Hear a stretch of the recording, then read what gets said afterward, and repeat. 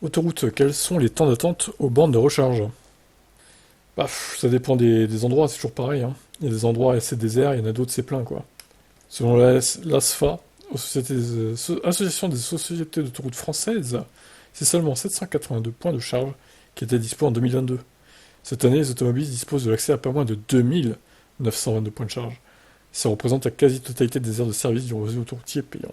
Si ce chiffre est rassurant pour les conducteurs de véhicules électriques, c'est la qualité des équipements sur les aires d'autoroute qui joue un rôle décisif. En 2023, près de 83% des stations de recharge sont équipées de bornes à haute puissance, affichant une capacité supérieure à 150 kW.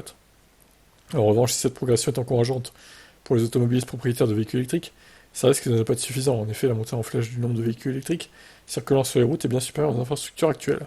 Bon, encore une fois, ça dépend des zones. Il y a des zones comme Montélimar qui qui n'ont pas assez de bornes, hein, tout simplement. C'est vite saturé, quoi.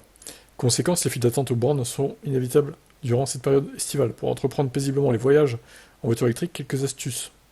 Pour éviter les files d'attente, il est important de choisir des stations avec un nombre suffisant de connecteurs disponibles. Le nombre minimum de 6 bornes de recharge en fonctionnement est à prioriser, si vous ne voulez pas attendre trop longtemps. Pour ce faire, il est possible de vérifier en amont, sur certaines applications, le nombre de bornes de recharge dispo. Autre conseil, optez pour une recharge en début de matinée ou en fin de soirée. Les périodes de forte influence arrivent souvent au milieu de journée. De plus, vous pourrez profiter d'un moment de tranquillité à ces horaires, mais aussi de températures plus clémentes. Votre temps d'arrêt sera alors optimal. Oui, bah ça paraît évident après, hein, oui. Mais comme là, on voit qu'il y a que... Il y en a combien?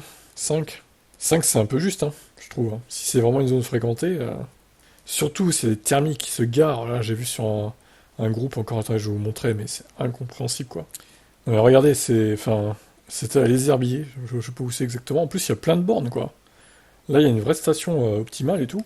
Sauf que t'as plein de putains de thermiques qui se garent, en fait. C'est insupportable. T'as un Niro qui se recharge et le reste, j'ai l'impression que c'est des thermiques, en fait. Quelle honte, quoi. Quelle honte. Franchement, dans ces cas-là, faut appeler les flics, hein. Clairement. Je vois pas ce qu'on peut faire d'autre, hein. Qu'est-ce que vous en pensez, vous?